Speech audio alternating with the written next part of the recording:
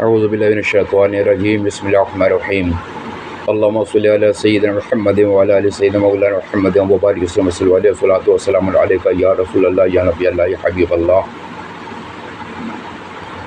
جس کے دل میں نبی کی الفت ہے، جس کے دل میں نبی کی الفت ہے، اس کی قسمت میں حور و جنت ہے، اس کی قسمت میں حور و جنت ہے۔ یاد سرکار میں جو رہتا ہے، یاد سرکار میں جو رہتا ہے، اس کے چہرے پہ دیکھو عظمت ہے، اس کے چہرے پہ دیکھو عظمت ہے۔ حضرات گرامی، اللہ تبارک و تعالیٰ نے تمام ولیوں کا سردار سیدنا غوث اعظم شیخ عبد القادر جیلانی رضی اللہ تعالیٰ عنہ کو کیا ہے۔ لہذا ایک مرتبہ ذکر ہے کہ ایک شخص کی 7 لڑکیاں تھیں، لیکن پھر اس کی بیوی کو حمل تھا۔ اس نے یہ کہا کہ اگر اب کی بھی لڑکی پیدا ہوئی تو میں تجھے طلاق دے دوں گا۔ لہٰذا لڑکی پیدا ہوئی، 7ویں لڑکی پیدا ہو گئی۔ لہٰذا اس نے کہا میں تجھے طلاق دے دوں گا۔ وہ عورت بہت پریشان تھی، چاروں طرف دیکھتی تھی، کوئی اپنا نہیں تھا، کوئی سہارا نہیں تھا۔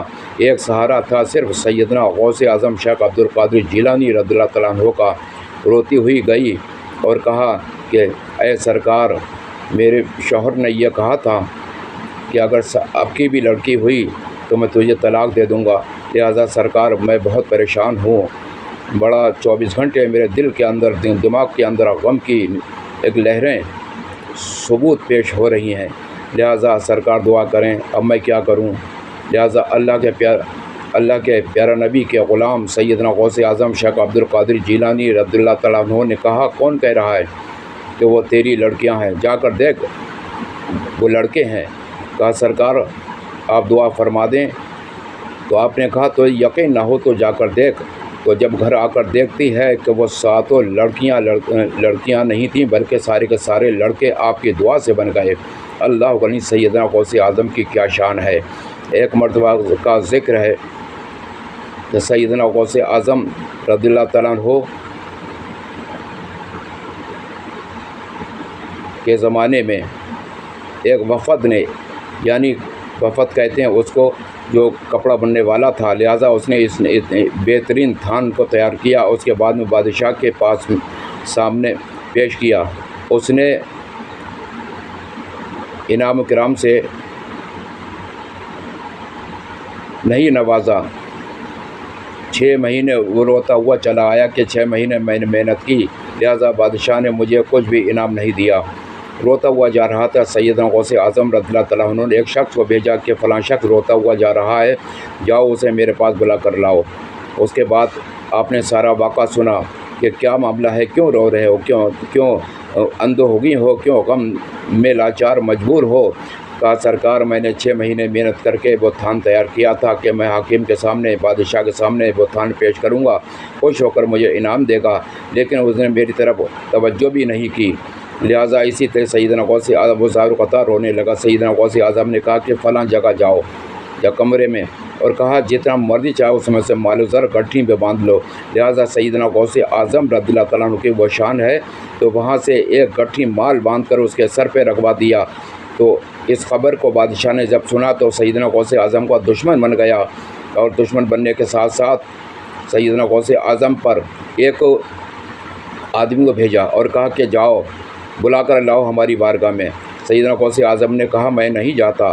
پھر دوسری بار پھر سے ایک قاصد آیا کہ بادشاہ بلا رہے ہیں، لہٰذا پھر آپ نے کہا میں نہیں جاتا۔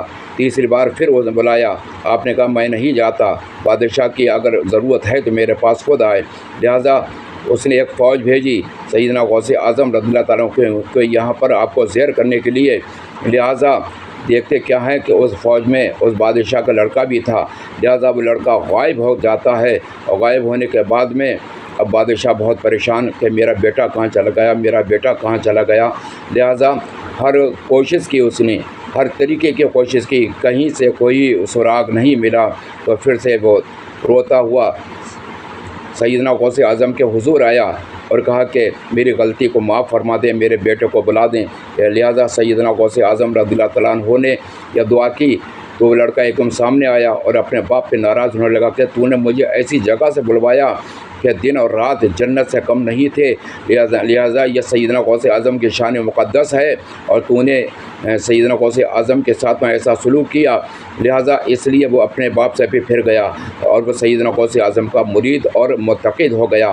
اللہ تبارک و تعالیٰ نے سیدنا غوث اعظم کی بڑی شان پیدا کی ہے۔ آپ کا کیا کہنا ہے؟ اپنے وہ کام کیے ہیں جو ہر ولی نہیں کر سکتا، کیونکہ آپ مردوں کو زندہ کر دیا کرتے تھے اور غمگین دلوں کو خوش کر دیا کرتے تھے، اور پریشانی جن کے دماغوں میں تھی ان کی ساری پریشانی کو دور کر دیا کرتے تھے۔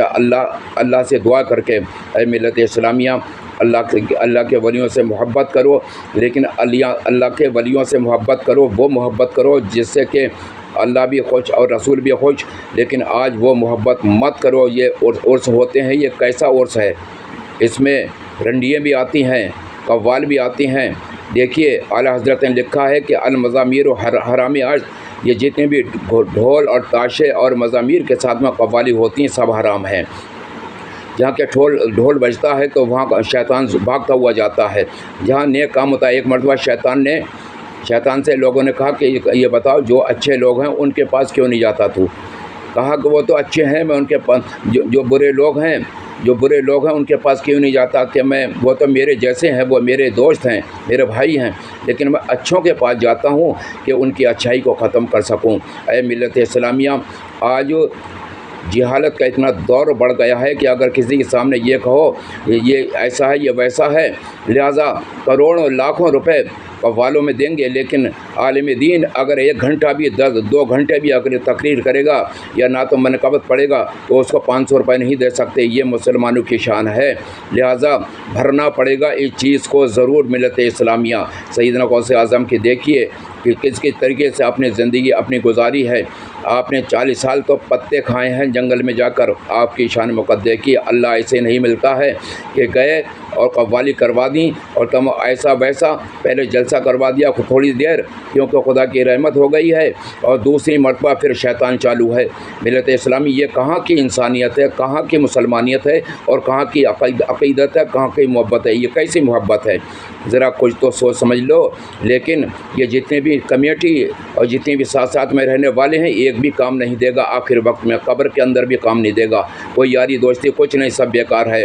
اللہ تبارک تعالیٰ تمام مسلمانوں کو ہدایت فرمائے اور سب کو نمازی حاجی بنا دے، ہر پریشانی ذلت سے محفوظ فرمائے، سب کو دین محمد رسول اللہ صلی اللہ علیہ وسلم پر عمل کرنے کی توفیق عطا فرمائے۔ آمین یا رب العالمین۔ وآخر دعواہم ان الحمد للہ رب العالمین۔